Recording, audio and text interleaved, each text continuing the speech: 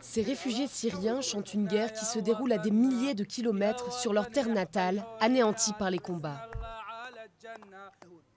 Ils sont de plus en plus nombreux à venir au Maroc, destination de leur exode massif.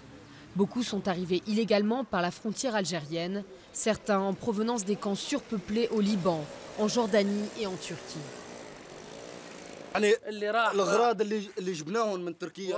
Toutes nos marchandises ramenées de Turquie ont été perdues. Notre magasin valait plus de 4 000 €, soit 400 000 livres syriennes. Qui va nous rembourser ? Nous avons dû emprunter de l'argent pour venir ici. Ala Mohamed Khalil a été obligé de quitter la Syrie avec sa famille. Il voudrait bien travailler, mais le gouvernement marocain ne lui a pas encore attribué le statut de réfugié. Il est donc considéré comme un émigré entré illégalement sur le territoire et ne peut donc ni travailler, ni inscrire ses enfants à l'école. Je suis dentiste et j'ai rendu visite à beaucoup de collègues pour trouver du travail, ne pas perdre ma dignité.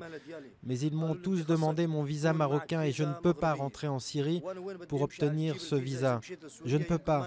Alors je vais à la mosquée avec mes enfants et ma femme pour demander de l'aide. L'essentiel de l'aide internationale est à destination des grands camps libanais, jordaniens et irakiens qui accueillent des millions de Syriens. Au Maroc, sans aide internationale, les réfugiés syriens se retrouveront très vite dans une situation critique. À la tombée de la nuit, de plus en plus les mêmes images. Une femme qui montre son passeport syrien espère obtenir quelques pièces pour pouvoir nourrir sa famille. Le Haut Commissariat des Nations Unies pour les réfugiés travaille avec le gouvernement marocain pour améliorer cette situation. Ils n'ont aucun chiffre concernant les réfugiés syriens vivant au Maroc.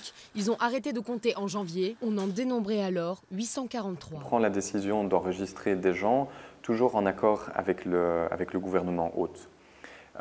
Donc s'il y a la volonté d'un gouvernement, et ici le gouvernement marocain, de mettre en place un plan spécifique pour une population particulière, les réfugiés, cette option pour les HCR est toujours préférable. Et c'est ce que nous avions compris donc, dans le courant du mois de janvier 2013.